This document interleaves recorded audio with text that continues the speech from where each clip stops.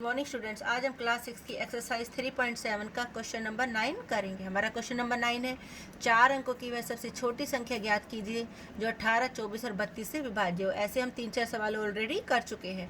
तो ऐसे सवाल में हमारा क्या निकलेगा? एलसीएम 18, 24 और 32। 18 ये तीनों संख्या किससे भाग हो रही? 2 से। 2 निम 18, 24 की 2 से भाग की 12, 32 की 2 से भाग की 16। 2 के पहाड़े में 9 नहीं आता, 9 एज इट इज़ लिख दिया। 2 छिक्के 12 और 2 अट्ठे 16। 2 के पहाड़े में 9 नहीं आता, फिर एज इट इज़ लिख दिया। 2 तिया 6 और 2 चौक 8। 2 के पहाड़े में 9 भी नहीं आता, 3 भी नहीं आता, 4 आता, 2 दूनी 4। अब 2 के पहाड़े में 9 नहीं आता, 3 नहीं आता, 2 एकम 2। अब इनमें से कोई भी संख्या 2 के पहाड़े में नहीं आती। अभी दोनों संख्या किसके पहाड़े में आती है? 3 के। 3 तिया 9, 3 एकम 3, एक एज इट इज़ लिख दिया। 3 एकम 3, एक एक हमारा आ गया, तो हमें अब स्टॉप करना है। एलसीएम हो गया इन सब की गुना, इन सब की गुना की, तो हमारा एलसीएम कितना निकल के आ गया? 288। अब हमारी क्या है? 4 अंकों की सबसे छोटी संख्या क्या होती है? 1000। अब 1000 को हम किससे भाग करेंगे? 288 से।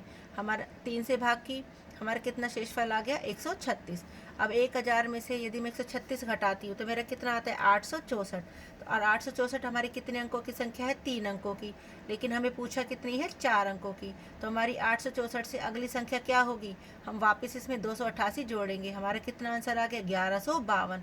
1152 ये हमारी 4 अंकों की सबसे छोटी संख्या है जो 18, 24 और 32 से पूरी भाग हो जाएगी। और एक तरीका मैंने पहले भी बताया था, हम क्या करेंगे? 288 का पहाड़ा लिख लेंगे, उसकी टेबल लिख लेंगे, उसमें भी हमारा 4 अंकों की सबसे छोटी संख्या क्या आएगी?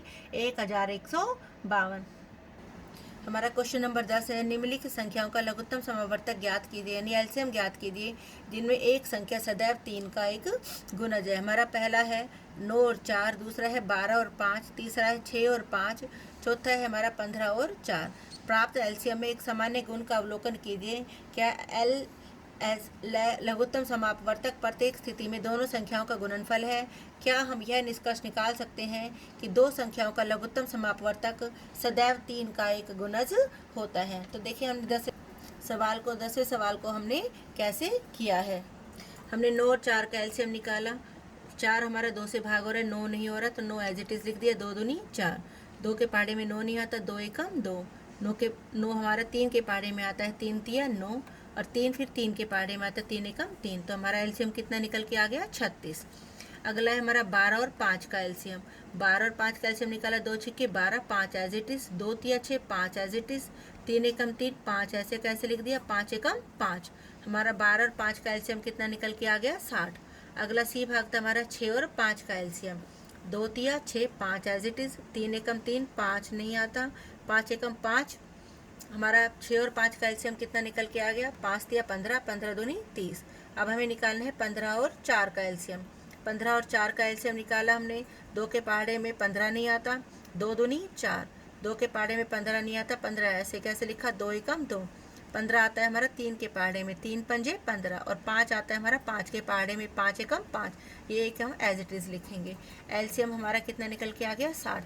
इन चारों भागों में हमें एक बात कॉमन नज़र आ रही है कि हमने जितने भी एलसीएम निकाले हैं वो दी हुई संख्याओं का गुणनफल है। 15 चौक 60, 6 पंजे 30, 12 पंजे 60 और 9 चौक 36। प्रत्येक स्थिति में एलसीएम दोनों संख्याओं का क्या है? गुणनफल है।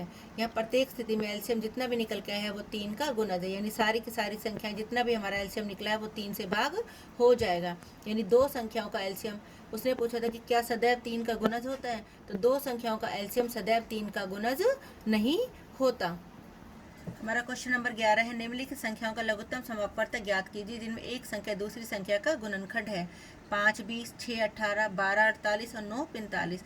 यानी 20 हमारा किससे भाग हो रहा है? 5 से। यानी 20 के गुणनखंड में हमारा 5 आ रहा है, 18 के गुणनखंड में हमारा 6 आता है, 48 के गुणनखंड में 12 और 45 के गुणनखंड में हमारा 9। प्राप्त परिणामों में आप क्या देखते हो? हमारा क्वेश्चन नंबर 11 पहला भाग था 5 और 20 का एलसीएम। 5 और 20 का एलसीएम निकाला। 5 एज इट इज लिखा, 20 की 2 से भाग की 10, 5 एज इट इज लिखा, 2 पंजे 10, 5 एकम 5, 5 एकम 5। एलसीएम हमारा कितना निकल के आया? 20। दूसरा भाग था हमारा 6 और 18। 6 और 18 का निकाला। 2 तिया 6, 2 निम 18, 3 एकम 3, 3 तिया 9, 3 का 1 एज इट इज लिखा, 3 एकम 3। इसका एलसीएम हमारा कितना निकल के आया? 2 गुना 3 गुना 3, यानी हमारा 18। सी भाग था हमारा 12 और 48, 12 और 48 का निकाला, 2 छिक्के 12, 48 की 2 से भाग की 24, 2 तिया 6, 24 की 2 से भाग की 12, 2 के पाड़े में 3 नहीं आता, 2 छिक्के 12, 2 के पाड़े में फिर 3 नहीं आता, 2 तिया 6, और ये 3 दोनों किसके पाड़े में आ जाएंगे, 3 के, 3 एकम 3, 3 एकम 3। इसका एलसीएम हमने सबकी गुना की, कितना आया हमारा 48। हमारा अगला भाग था 9 और 45, 9 और 45 2 से भाग नहीं हो रहे, 3 से भाग होंगे, 3 तिया 9, 45 की 3 से भाग की 15, 3 और 15 फिर 3 से भाग हो रहे, 3 एकम 3, 3 पंजे 15, और 5 हमारा 5 से भाग होगा, हमारा 1 1 आ गया। एलसीएम हमारा कितना निकला, 3 गुना 5 यानी 45। हमारा क्या हुआ, हमने क्या निष्कर्ष निकाला इसमें, हमने देखा इसमें भी हमारी जो बड़ी संख्या थी वही एलसीएम निकली, इस वाले भाग में भी जो बड़ी संख्या थी वो एलसीएम है, इस वाले भाग में भी जो बड़ी संख्या थी वही एलसीएम है, और इस वाले भाग सवाल में भी जो हमारी बड़ी संख्या थी वही हमारा एलसीएम है।